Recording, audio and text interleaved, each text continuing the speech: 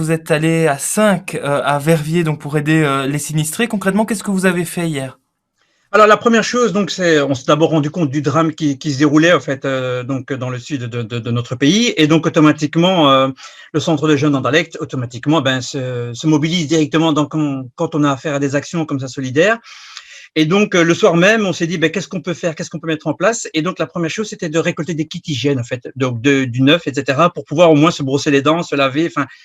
Et voilà. Et on s'est dit, est-ce qu'on peut aller sur place ou pas, parce qu'on a vu que la décrue n'était pas encore totalement, voilà, totalement partout. Et donc, on est quand même parti. Voilà, on s'est dit, on va sur place. Et donc, la première chose qu'on a fait dès vendredi matin, donc on a été acheter des kits hygiène un peu partout. Donc, on a fait des récoltes de dons et on a fait le maximum de kits hygiène qu'on pouvait. On a rempli les voitures et on est parti à 5.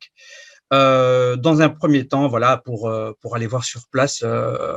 Voilà, on a pris déjà le premier nécessaire parce qu'on a pris un contact là-bas sur place qui nous a dit qu'il fallait absolument prendre avec soi le nécessaire de nettoyage, quoi. Donc des raclettes, voilà, parce que il y a plus rien sur place. Donc voilà. Et donc on a été sur place. On est arrivé vers 14 heures à Verviers, quoi.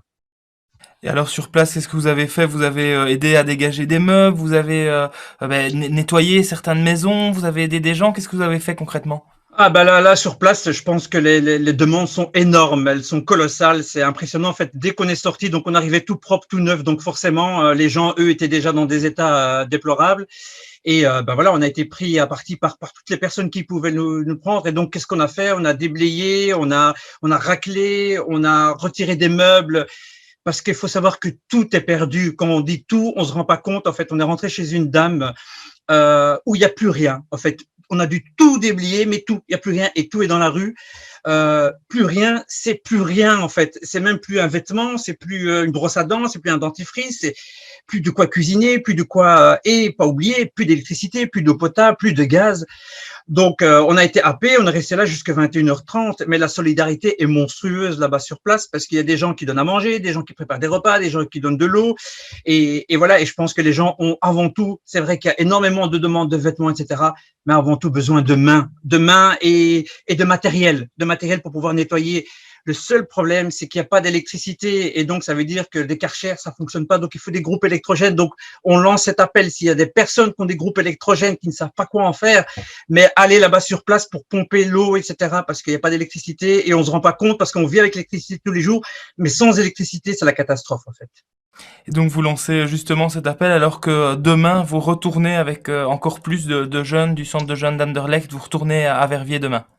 Tout à fait. Donc, on retourne avec les jeunes du jeune Anderlecht, pardon, qui sont déjà là depuis tellement longtemps et qui viennent surtout des milieux populaires. On pense que souvent, c'est ceux qui ont le plus qui donnent, mais parfois, c'est ceux qui ont le moins qui donnent le plus. Et c'est les premiers à être présents, en tout cas sur les lieux de drame. Et donc, on a fait un premier repérage. On s'est rendu compte de ce qu'il fallait. Donc, on est en train de préparer aujourd'hui pour pouvoir bien partir demain. Donc, demain, on prend avec un minibus. On part sur place. Là-bas sur place, on retourne au même endroit parce que, voilà, je pense qu'on va cibler là où on est parti et continuer à aider les personnes qui sont dans le besoin parce que, voilà, les gens nous ont demandé, ils nous ont dit, s'il vous plaît, si vous voyez des personnes qui ont des groupes électrogènes, voilà, essayer de demander. Et puis des mains, il y a parfois des personnes qui sont seules, il faut se rendre compte, qui sont seules dans la maison, des vieilles personnes qui sont seules et qui n'ont personne parce que chacun s'occupe de sa maison, ce qui est logique et normal dans cet état-là. Et voilà, et je pense que demain, on va essayer de faire le maximum pour essayer. On va partir beaucoup plus tôt et revenir beaucoup plus tard pour essayer voilà, d'aider le maximum de personnes. Et vraiment, l'appel est lancé. Aux personnes qui sont là, qui nous écoutent. Si vous allez sur place, n'allez pas les mains vides, mais allez avec du matériel parce que voilà, tout est fermé, les magasins sont fermés, les gens n'ont pas de raclette, même une simple raclette, c'est déjà suffisant. Et voilà, d'aider à sortir les meubles parce que les meubles sont gorgés d'eau, donc c'est déjà lourd à la base, mais avec l'eau, ça prend 3 fois le poids normal. Et donc, je pense que c'est vraiment nécessaire de pouvoir aller là-bas sur place dans un premier temps. Les récoltes de vêtements, c'est ce que me disaient les gens sur place, c'est dans un deuxième temps. Ils sont prêts à rester avec leurs vêtements sales, mais le but, c'est d'abord de pouvoir nettoyer, déblayer, de pouvoir avoir un endroit voilà, sûr, même s'ils ne dorment pas sur place, parce qu'il faut savoir que le courant était tellement fort que les portes sont cassées, donc il n'y a plus de portes à certaines maisons où les serrures ont pété. Donc, s'il y a des serruriers aussi qui sont là, qui sont disponibles, allez-y sur place. Je pense que les gens sont là et ils sont ils nous remercient, ils nous gratifient, enfin ils nous disent merci, vous venez de Bruxelles, vous venez jusqu'à chez nous, et on leur dit bah, c'est le minimum que l'on peut faire, donc voilà en tout cas. Et donc demain, on le disait, donc vous repartez vers Verviers, vous serez les seuls à y aller au niveau de Bruxelles ou vous serez rejoints par d'autres? Alors, il y a énormément d'associations sur Bruxelles et je tire mon chapeau à SBAR ASBL, à l'ASBL Confinement, à ASBL du Partage, à Ensemble Cœur sur la Main, toutes ces ASBL qui demain partent demain parce qu'il y a des récoltes de palettes, il y a une douzaine de palettes chez l'ASBL Confinement, il y a chez SBAR ASBL qui partent demain avec des minibus, etc. et des camions, il y a des groupes électrogènes qui partent donc dans les ASBL et donc chapeau à toutes ces associations bruxelloises.